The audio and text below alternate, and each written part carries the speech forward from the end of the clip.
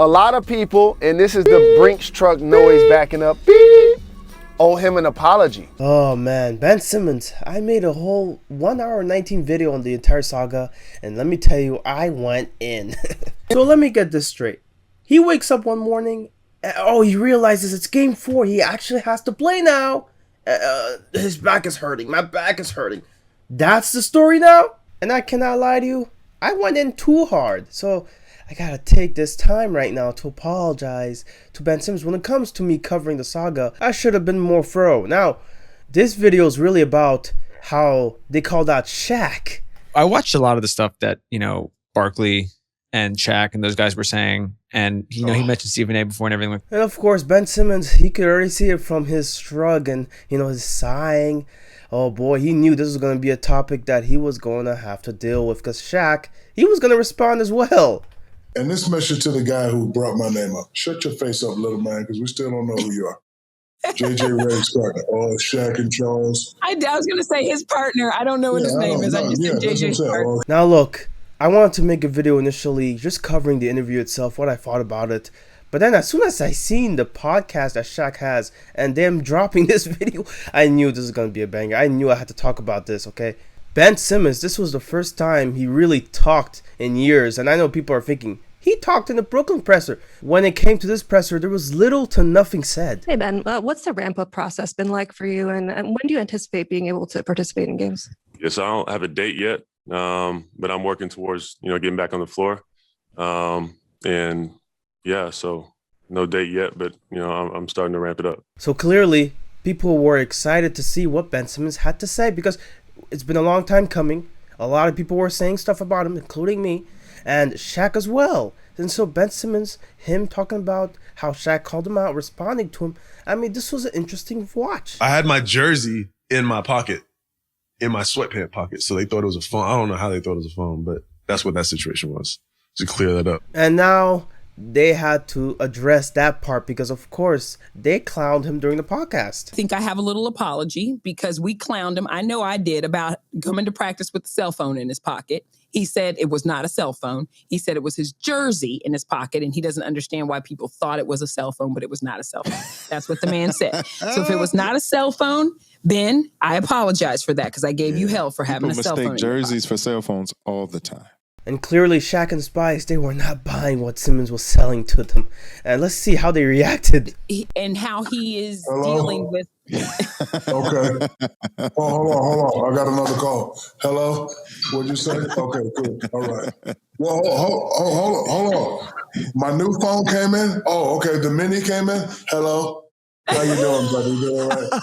Oh, stop it. The man had a phone in his pocket. And how do you fold a jersey to make it look like a cell phone? Like, how did you do that? And I'll be honest with you, I looked at the pictures again. I tried seeing if they were right or if Simmons was actually saying the truth. And I think Simmons might actually be telling the truth here. I mean, just look at this back pocket here. That may be a tag with a jersey, but at the same time, that's an awfully weird place to put a jersey, man. Come on. He went on to say, yes, go ahead, Shaquille. Oh boy, now we're talking about the Game 7 moment when Ben Simmons passed up a dunk. When he was against Trae Young. So he says he did not know it was Trae at the time. All he saw was a jersey. So he said, yes, he should have punched it in. He was wrong for that. He didn't realize it was Trae. He said he was doing a spin move and all he could see was jersey. He did not see who he was guarding. He went on to say, yes, go ahead, Shaquille. Okay. Spice knows this. That's an excuse. And honestly, I see where Shaq is coming from here, right? You can talk all you want, but at the end of the day, you have to hold that L. I don't want to hear no excuses. You're 6'9", you're one of the strongest guys in the league.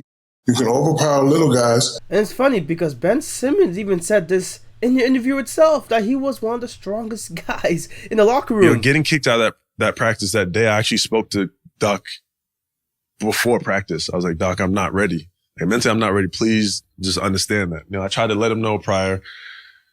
And he's like, well, I'm going to put you in anyway. I'm like, all right. Told me to get in. I was like, I looked at him like, it was like 1 minute into practice. Like, man, get in. I'm like, first of all, no one's doing that. You're doing this on purpose. And that's how I felt too. I was like, okay, so it's like, it seems like everyone's just trying to fuck me now. Like I'm getting fined for like not lifting weights, but physically, I'm like one of the strongest guys on the fucking team. And it's like, okay, Ben Simmons, at least he understands that part, right? And he talks about it like he should have dunked the ball. He agrees as well. You spun on Gallinari. I think it was Gallinari. Yeah. You spun on Gallinari, so you spin baseline. That's so you're going in blind, and he's coming behind me. Yes, and then you've also got yourself in a little bit of an off balance predicament.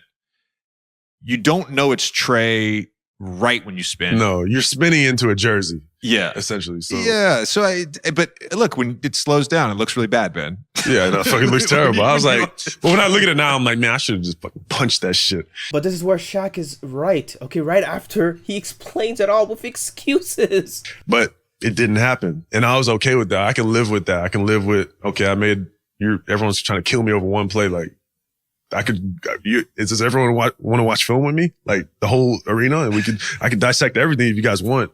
But that's not, it's not realistic. Well, we said this at the time. I mean, it was like the whole team blew 25-point leads, I'm also I'm guarding the fucking best player on the other team the whole game. Herder had like, what, 27 points? Herder? Herder. He's talking about Kevin Herder right now. Is he throwing shots at the player guarding Herder? Because I know for a fact he was guarding Trey the whole game. What? Yo, how's Ben gonna come out here and say stuff like this, bro? I mean, I don't even think Ben Simmons understands how bad that was, man. That was not good. Now, I will give him some leeway because he did talk about his time with the Sixers. Yeah, it's everyone, has their own battles. And I think that was tough for me, just knowing like I didn't really have that support either from teammates or whatever it was at that time. No, call it like it is. Let's call it like it is. Yeah. And you know that I love Joel, and you know that I love Doc, but like they essentially threw you under the bus after Game 7. Like that's indisputable. Yeah. Now JJ obviously giving him an out. Shaq wasn't about to do that. SoWhat.com. No disrespect to JJ, but Shaq comes here with a lot more experience. I have an answer to all of that because I've been there and done that. I've been to the mountaintop. I know what you're thinking. I know what you're doing. I know what you're going through.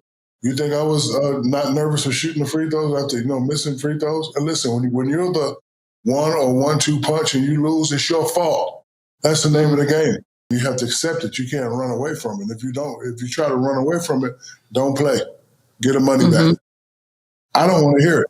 Well said from Shaq. I mean, look, you got to understand where he's coming from. And Ben Simmons, I mean, he had some things to say about Shaq as well. I watched a lot of the stuff that, Barkley and Shaq and those guys were saying. So you got JJ Reddick's buddy, his partner here, throwing the lob so that Simmons, can go and call him out. I think it's kind of ignorant in terms like Shaq and Chuck sometimes what they're saying and because they have a platform to kind of like protect us and, you do good. Obviously they're supposed to, criticize us, we're basketball players. But when it comes to like personal stuff, I think there's a level of like respect they should have. When watching the interview last week, I knew that, this part right here, they were going to have a problem with that. It was a little bit of a contradiction what he said. And he said, well, they have a platform to protect us and to do good. That's not your job. That is not your job. And so then he's like, well, I guess they're supposed to criticize. Yes, your job is to talk about what you see. You're an analyst. Your job is to analyze what you see. And boy, I'm so glad Nichelle pointed this part out, man. I think that this generation of players, and I'm speaking to all these guys, Draymond included, who says, he's starting this new media that they're not going to be any, not going to talk bad about any players or anything like that. I think that's BS because your job as a paid analyst, your job is to say the good, the bad, and the ugly. Period. Your job is not to get on there and say Ben Simmons looks cute in his green outfit. And I addressed this issue in one of my previous videos, and so many people in the comments missed my point. One of the biggest issues with the new media, guys like Draymond and JJ Reddick, is that they don't hold these players accountable when they should be. Even Shaq, like when I was dealing, with everything going on, I actually messaged him and he put it out. And I was like, all right. But I'm like, Shaq. So you sent him a DM? Yeah, I DM'd him. I was like, why are you saying this if you don't even know the story? Because he always wants to say like, yo, we're LSU brothers. And I know, I cannot let this slide. Okay, Shaq did respond to this part of here where he revealed the DMs. If you play at 9:30 and we come on at 10 and we say something, it's just what we see. The mental health thing ain't come out until everybody start bashing you. Then you let people know you have mental health problems. And if you go back, Donzel's a witness. He's a producer on the show. I think I even did it on the show or did it on you. I told the world, I said, he DM'd me. He told me he's going through some problems. And I said I was going to back off. You did say that. I saw that night. Yes. Exactly. I said I was going to back off. So now I think Simmons, he did say something that was important to point out. You know, Shaq didn't communicate with him first. You're my brother, all this, that. If you're my LSU brother, you would have reached out by now. And it's been months since I've been dealing with this. You ain't reach out once and say, hey, you okay? Like, what's going on? The one person who did reach out was Jay Williams. Now, Shaq, his perspective, I think, needs to be talked about more because he talked about how he didn't know Ben Simmons was going through it. And then I told him in the DM, okay, the reason why people don't know what's going on because you ain't talking. Right. But as far as what I saw, this is what I saw. I speak on what I saw, and I speak on what I know.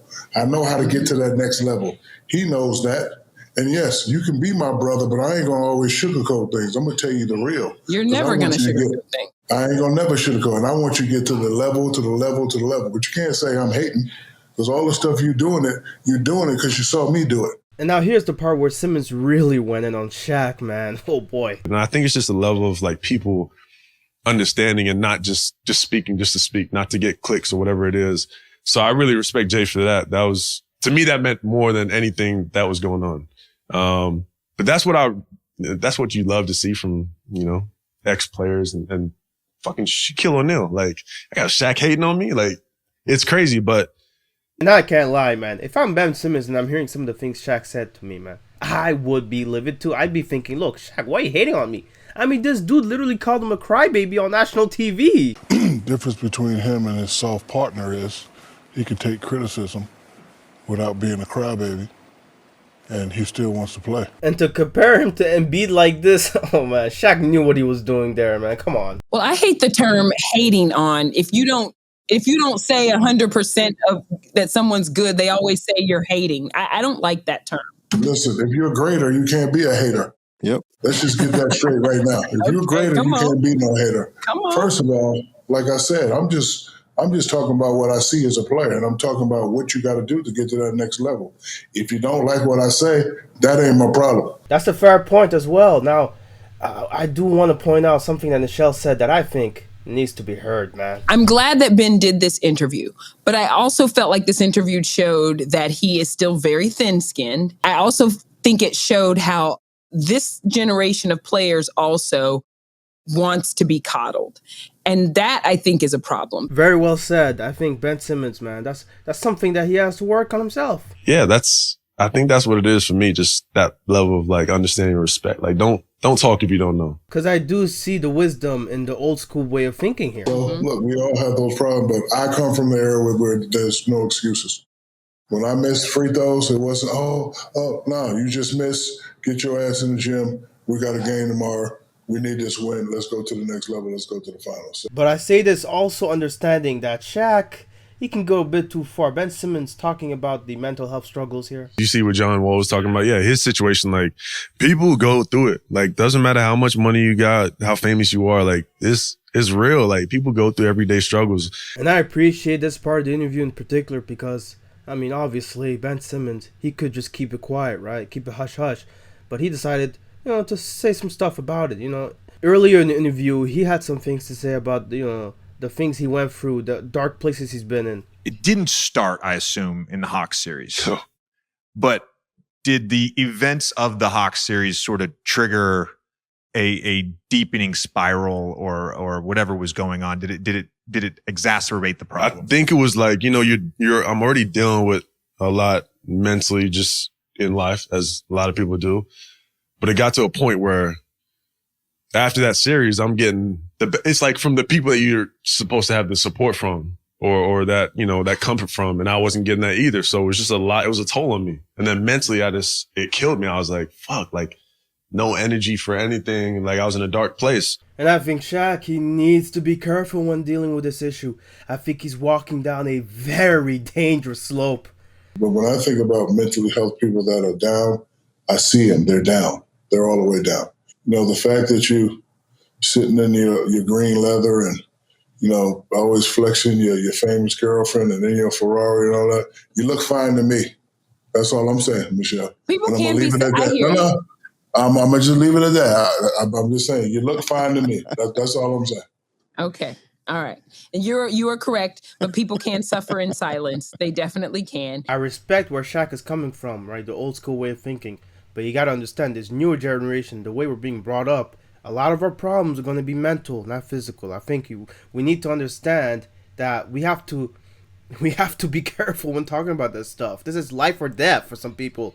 And I'm glad, like I said, he did say that he thinks taking the first step and admitting that he's got mental health struggles will go a long way in We all have struggles. Yes. We all have struggles.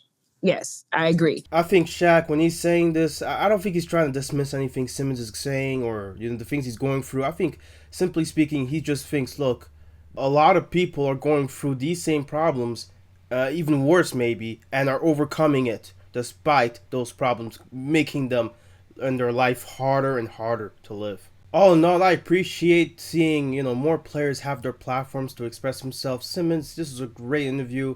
And, Kyrie Irving, I think similarly, when he went on stream with the boys, he did express himself and he exposed the media as well. I think you need to check out this video. I think you guys would love it. I think you would find it very interesting.